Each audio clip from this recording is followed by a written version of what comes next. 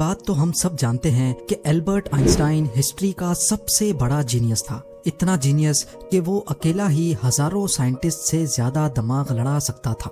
جو چیز ہم انسان سمجھنا تو دور کی بات سوچ بھی نہیں سکتے، وہ آئنسٹائن نے سوچی بھی، سمجھی بھی اور اس کو پوری دنیا کے لیے آسان بھی بنایا۔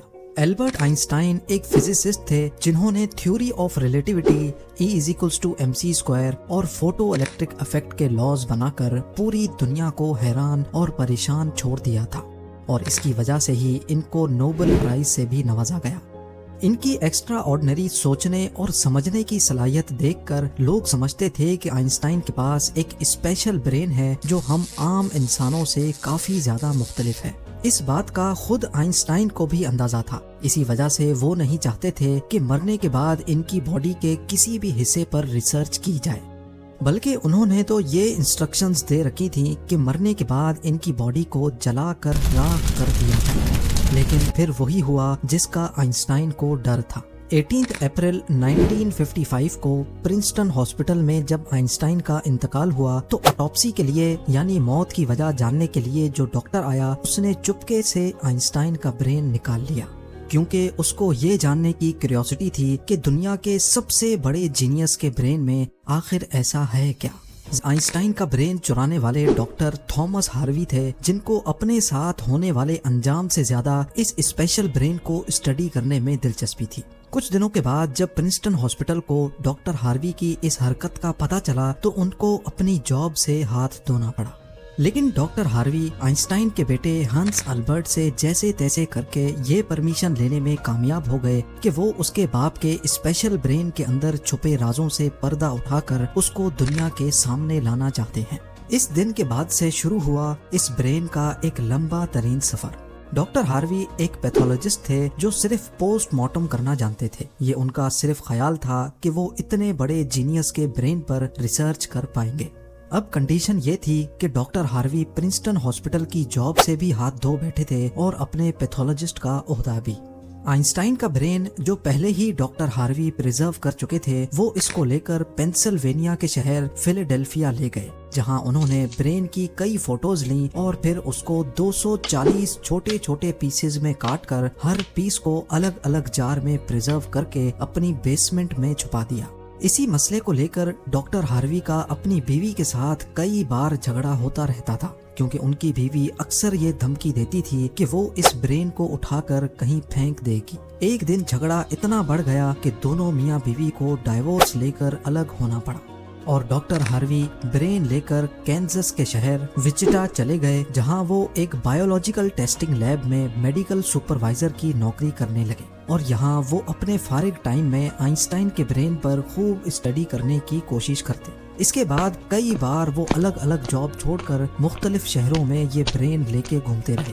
کئی سال گزر چکے تھے لیکن ڈاکٹر ہاروی آئنسٹائن کے برین پر کچھ خاص ریسرچ نہ کر سکے، الٹا ان کا میڈیکل لائسنس ہی کینسل کر دیا گیا، اور نوبت یہاں تک آ گئی کہ ان کو ایک پلاسٹک کی فیکٹری میں جاب اسٹارٹ کرنی پڑی۔ تبھی انہوں نے پہلی بار ایک اچھا فیصلہ کیا کہ وہ ان کے برین کے الگ الگ حصوں کو دنیا بھر کے بیسٹ نیورو پیتھولوجسٹ کے پاس ڈیٹیلڈ ریسرچ کے لیے بھیجیں گے، لہٰذا انہوں نے ایسا ہی کیا۔ 1955 میں برین چوری ہونے کے 30 سالوں کے بعد یعنی 1985 میں پہلی بار آئنسٹائن کے برین پر ایک اسٹڈی پبلش کی گئی۔ اس کے بعد اگلے 28 سالوں تک اس جینیس برین پر دنیا بھر کے نیورو پیتھولوجسٹ نے کئی اسٹڈیز پبلش کی، جن میں بتایا گیا کہ آئنسٹائن کا برین عام انسان کے برین سے کافی ڈیفرنٹ تھا۔ سب سے بڑا ڈیفرنس برین کے کارپس کیلوسم نامی حصے میں پایا گیا۔ اب یہاں یہ جاننا ضروری ہے کہ انسانی برین 2 الگ الگ حصوں میں ڈیوائیڈڈ ہوتا ہے۔ انسان جو بھی کام کرتا ہے وہ برین کے ایک حصے میں پہلے پروسیس ہوتا ہے، اور پھر برین ہمارے جسم کے اس حصے کو سگنل دیتا ہے۔ لیفٹ برین ہمارے جسم کے رائٹ حصوں کو کنٹرول کرتا ہے، جبکہ رائٹ برین ہمارے جسم کے لیفٹ حصے کو کنٹرول کرتا ہے۔ اس کے علاوہ 90% انسانوں کا لیفٹ برین بولنے، سمجھنے، میتھمیٹیکل کیلکولیشنز اور رائٹنگ یعنی لکھنے کے دوران کام کرتا ہے، جبکہ رائٹ برین کے پاس کریٹیوٹی، شیپس کو پہچاننے، آرٹ اور میوزیکل اسکلز کی ذمہ داری ہوتی ہے۔ اب آپ بھی یہ سوچ رہے ہوں گے کہ اس سب میں کارپس کیلوسم کا کیا کام ہے؟ فرض کر لیں کہ آپ کی بورڈ پر ٹائپنگ کر رہے ہیں یا پھر موبائل فون پر. اس دوران ہمارے دونوں ہاتھ ٹائپنگ کرنے میں بزی ہیں. کچھ الفابیٹس ہمارا سیدھا ہاتھ ٹائپ کر رہا ہے تو کچھ الٹا ہاتھ. ٹائپنگ کے دوران آپ کے لیفٹ ہینڈ سے ایک مسٹیک ہوئی تو آپ نے فوراً اپنا رائٹ ہینڈ استعمال کر کے اس مسٹیک کو اریز کیا. تو اس کا مطلب یہ ہوا کہ جب ہمارے رائٹ برین سے مسٹیک ہوئی تو اس نے لیفٹ برین کو فوراً سگنل دے کر وہ مسٹیک ٹھیک کروائی. برین کے دونوں حصے آپس میں جس چیز کے تھرو کمیونیکیٹ کرتے ہیں اس کو کارپس کیلوسم کہا جاتا ہے. اور آئنسٹائن کا کارپس کیلوسم عام انسانوں کے مقابلے میں کچھ زیادہ ہی بڑا تھا. یعنی ان کا لیفٹ اور رائٹ برین کا آپس میں بہت اسٹرانگ کنیکشن تھا، جس کی وجہ سے آئنسٹائن ایک ہی وقت میں کافی کمپلیکس پرابلمز اور سچویشنز کو امیجن کر سکتے تھے. کارپس کیلوسم کے بڑے ہونے کے علاوہ آئنسٹائن کے برین کا پیٹرن بھی عام انسانوں سے کافی مختلف تھا، اور ریسرچرز کا ماننا ہے کہ اس کی وجہ سے برین میں نیورونز کا فلو کافی بہتر تھا.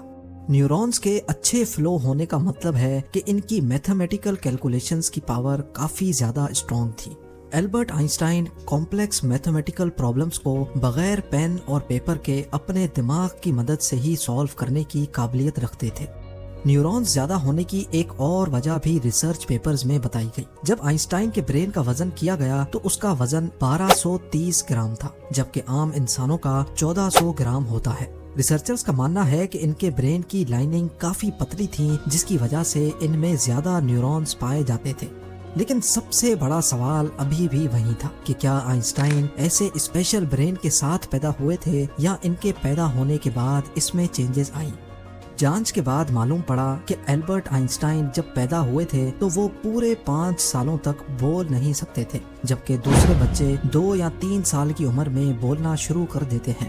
جب انہوں نے بولنا شروع بھی کیا تب بھی وہ زیادہ بولنا پسند نہیں کرتے تھے، بلکہ ہمیشہ اپنی سوچوں میں ہی گم رہتے تھے. ان کے پاس چیزوں کو میمورائز کرنے کی پاور کافی کم تھی، یہاں تک کہ ان کو سمپل میتھس کے ٹیبل بھی یاد کرنے میں مشکل ہوتی تھی.